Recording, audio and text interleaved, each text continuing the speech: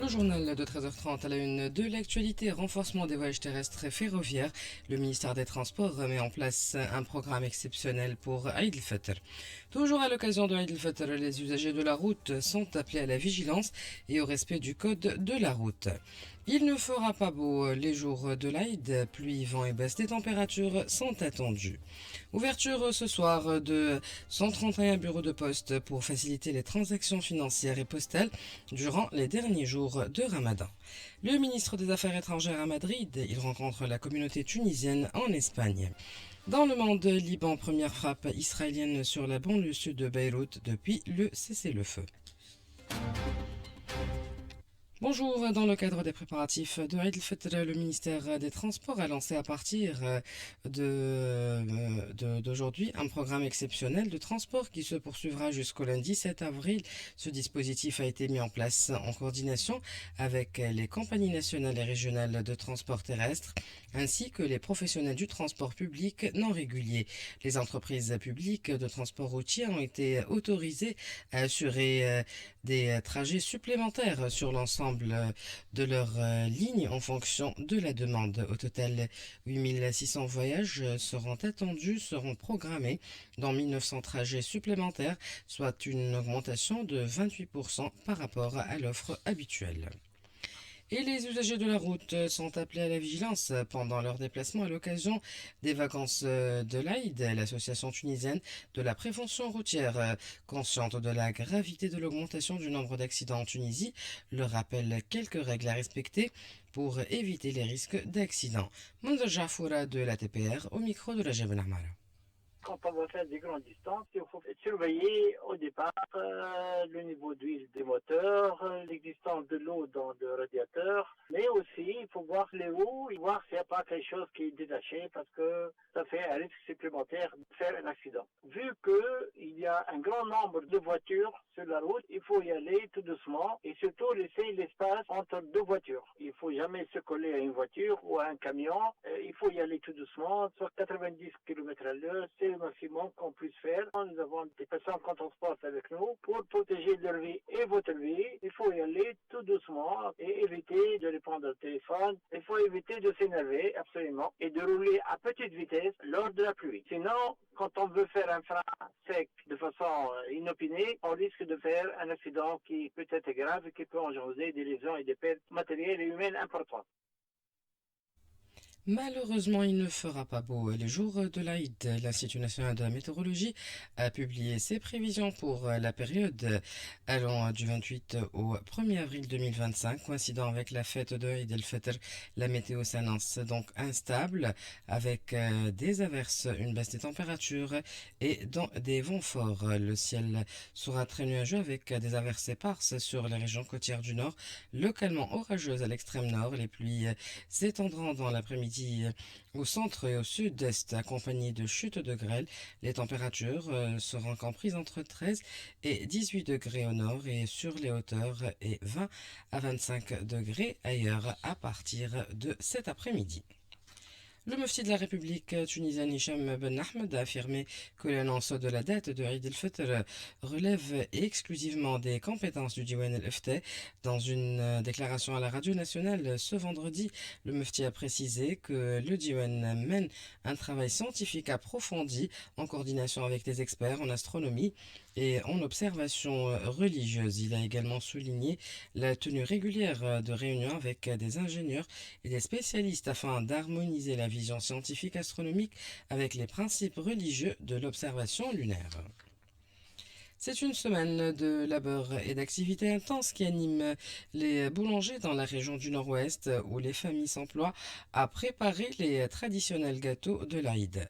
Le point avec notre correspondant Jamel Tibi. L'empressement est remarquable chez tous les boulangers ces jours-ci, dont les familles s'activent à préparer les fameuses sucreries de l'Aïd, dont les traditionnels makrouz aux dattes, la raïb au pois chiche et les biscuits à la farine. Un ensemble de préparations jugées à la portée de la plupart des bourses tunisiennes, lesquelles semblent avoir décliné l'option des gâteaux coûteux comme les baklawa, dont la préparation requiert des ingrédients fort coûteux comme les amandes ou les pistaches, dont les prix ont franchi un nouveau palier cette année. consommée pour devenir intenable, tout comme pour les viandes rouges. Mais le fait remarquable de ces jours-ci, c'est la ruée sur les boulangeries traditionnelles fonctionnant au bois qui semble gagner les faveurs des mères au foyer pour la préparation de ces sucreries, dont cette option offre des garanties pour une meilleure cuisson des gâteaux. Du coup, c'est l'aubaine provisoire soit-elle pour certains boulangers qui y trouvent une occasion pour ajuster un tant soit peu les recettes au demeurant en perte de vitesse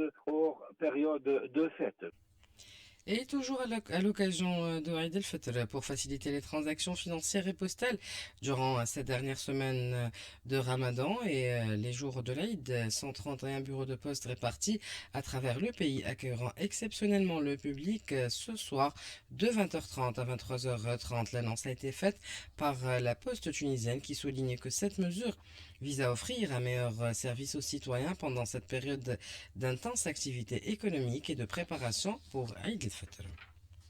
Le ministre du Commerce et du Développement des Exportations, Samir Abid, a effectué ce matin une visite au marché du Gros de Bizerte. L'objectif de cette sortie était de s'assurer de la bonne gestion des approvisionnements et de la régulation des prix sur place. Au cours de son inspection, le ministre a pu observer une situation stable en ce qui concerne l'approvisionnement. Les étals étaient bien fournis, en particulier en produits agricoles tels que les légumes et les fruits qui affluaient en quantité suffisante. Sur le plan politique, dans le cadre de sa visite de travail en Espagne les 27 et 28 mars 2025, Mohamed Ali Nafti, ministre des Affaires étrangères, de la Migration et des Tunisiens à l'étranger, a rencontré des membres de la communauté tunisienne, des compétences nationales et des étudiants installés dans le pays. Cette rencontre s'est déroulée lors d'un iftar organisé à la résidence de l'ambassadeur de Tunisie à Madrid hier soir. Le Centre national de transfusion sanguine lance un appel aux dons du sang. Des équipes seront à la disposition des donneurs le matin et le soir au centre, ainsi que d'autres équipes nocturnes mobiles seront déployées pendant les 3 derniers jours du mois de Ramadan de 20h à minuit à l'avenue Habib Bourguiba et resteront ainsi à la disposition des donneurs de sang afin de couvrir les besoins en sang en faveur des patients. Hamadi Akeli, chef service de collecte et de sensibilisation au Centre national de transfusion sanguine au micro de la Jebel Amara. Les besoins en sang en Tunisie sont estimés aux alentours de 300 000 dons par an. Nous, on en fait actuellement aux alentours de 240 000. Donc, il y a un besoin de 60 000 répartis sur l'année. Mais ce besoin est aggravé aux périodes de Ramadan, surtout parce qu'il y a un petit désistement des gens pour faire dons de sang, vu les jeunes et tout. Donc, les réserves sont vraiment amoindries période de Ramadan. Donc, l'appel concerne les 3 derniers jours du mois de Ramadan. On va faire des collectes de sang le matin au centre de 8h jusqu'à 13h et le soir de 20h à minuit au centre. Et en parallèle, on aura des collectes le soir à l'avenue de Habib Bourguiba, sauf exception ce soir, le vendredi, parce qu'il y a des manifestations à l'avenue. Donc, on va reporter ça pour le samedi. Les volontaires qui veulent participer à ce geste humain sont toujours les bienvenus. Ça va aider beaucoup de gens à passer un Aïd agréable comme tout le monde, surtout pour nos jeunes et nos petits enfants qui ont de la thalassémie, qui ont souvent besoin de transfusion avant l'Aïd. Donc, soyez généreux et soyez avec nous et soyez surtout avec eux. Les exploits médicaux se succèdent en Tunisie après plusieurs avancées remarquables. Voici une nouvelle prouesse. L'hôpital Abdelrahman Mehmi de l'Ariana vient de réaliser une première historique avec l'ablation d'un cancer du poumon sans chirurgie grâce à une technique révolutionnaire, la cryothérapie. En effet, pour la première fois dans un hôpital public tunisien, une équipe médicale a utilisé la technique du cryo qui consiste à éliminer les tumeurs par le froid via un simple endoscope. Selon professeur Nawel Chewch, chef de service de pneumologie à l'hôpital Abdelrahman Mehmi, le poumon du patient qui ne fonctionnait plus a retrouvé toute sa capacité respiratoire avec seulement un jour d'hospitalisation et très peu de risques. Professeur Nawel Chewch nous fait part de cet exploit médical. Elle intervient au micro d'Insaf Zeri.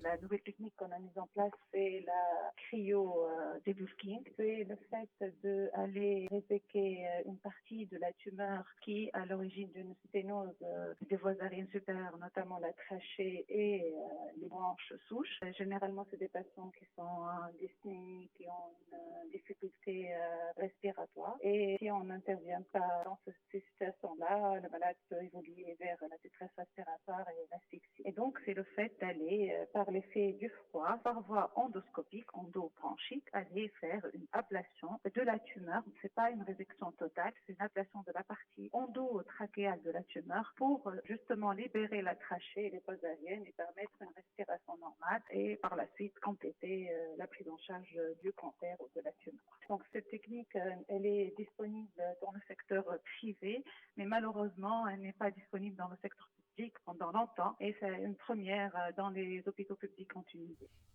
La pêche au poulpe est interdite sur toutes les côtes nationales à partir du 1er avril 2025 sur décision du ministère de l'Agriculture, des Ressources hydrauliques et de la Pêche. Cette décision qui vient appliquer les recommandations de la commission consultative pour l'organisation de l'exercice de la pêche réunie le 24 mars 2025 est qualifiée de pas positif par l'association Kraten du développement durable, de la culture et du loisir Kirkena. L'ONG a formulé l'espoir de l'avoir appliquée dans la réalité, rappelant qu'elle a œuvré depuis plusieurs mois pour attirer l'attention sur la chute sans précédent de la production de poulpe depuis l'ouverture de la saison de pêche en novembre dernier.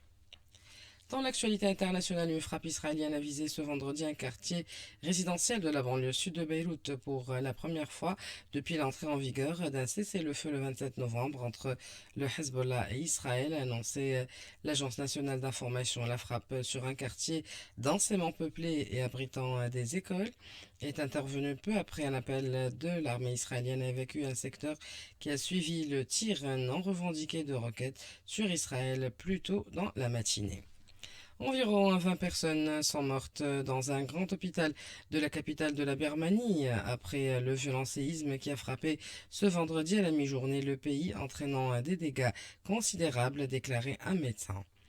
6 touristes russes, dont 2 mineurs, sont morts ce jeudi dans le naufrage d'un sous-marin transportant des dizaines de passagers au large de la station balnéaire sur la côte égyptienne de la mer Rouge. Le gouverneur de la région a indiqué dans un communiqué que 39 touristes étrangers ont été secourus et 6 autres sont morts. Avant de vous quitter, je vous rappelle les principales informations de ce journal. Renforcement des voyages terrestres et ferroviaires. Le ministre des Transports met en place un programme exceptionnel pour Eid el-Fitr. Toujours à l'occasion de Eid el-Fitr, les usagers de la route sont appelés à la vigilance et au respect du code de la route. Il ne fera pas beau les jours de l'Aïd. Pluie, vent et baisse des températures sont attendus. Ouverture ce soir de 131 bureaux de poste pour faciliter les transactions financières et postales durant les derniers jours de Ramadan. Ainsi s'achève notre édition. Merci de l'avoir suivi. Merci à Najla Trabelsi pour sa précieuse collaboration technique. La rédaction vous donne rendez-vous à 15h pour un flash d'actualité. Restez à l'écoute de RTCI.